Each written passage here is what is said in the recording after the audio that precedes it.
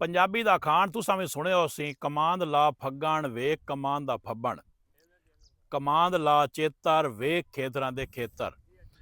ਅਸੀਂ ਜਨਾਬ ਅੱਜ ਹੋ ਗਈ ਹੈ 12 ਫੱਗਣ ਤੇ 12 ਫੱਗਣ ਨੂੰ ਅਸੀਂ ਇਹ ਕਮਾਂਦ ਲੈਂਦੇ ਪਏ ਹਾਂ। ਫਰਵਰੀ ਕਾਸ਼ ਵੀ ਸਰਿੰਦੇ ਹਾਂ ਤੇ ਫੱਗਣ ਵਾਲਾ ਵੀ ਸਰਿੰਦੇ ਹਾਂ ਕਮਾਂਦ।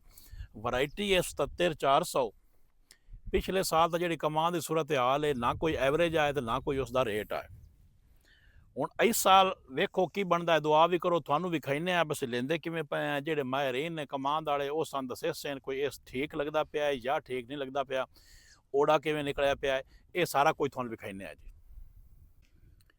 आए वेखो ओड़ा वग्गा पिया अगे, वो पहला जिहड़ा उपरां तुसीं दिसदा पिया ना जी, वो 1.5 किला लग्गा पिया है तो उन्होंने पानी छानी लग चुकिया है। ये आए वेख लो 1.5 कमाल से 1.5 टोटी, यानी कि अगों मत्थे जड़ा ना चप्पा चप्पा सी मत्थे चाड़ी हमने होंगे की करिए, बीवी है ना बहुत महंगा। तो आए नाल सज्जा आए विच टाली टुरदी जाती है, आ साइड ते जेड़े लेबर है चाह के अपना सट्टी आती है तो लाई जाते हैं।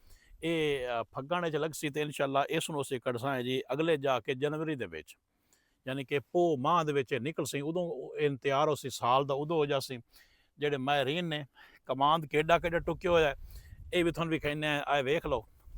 ये तकरीबन कोई टोटी 1.5 फुट 2 फुट 2.5 फुट भी हो जाती है, एडा एडा कमांद टुक्या होया। तो ये इस दे विच ना अच्छा एक होर गल, इहदे विच मकई भी वगाई हुई, मकई वगा के एक होंदा ना चौक चौके नाल लवा लेना, इहदे च मकई एवें ना 10 किलो फी किला वगा के तो उतों इनू ओड़ा चेक छड़िया, वो उतां आ गई पानी लग सी तो वह भी जम जासी को माल दे पठड़े बन जासन जी।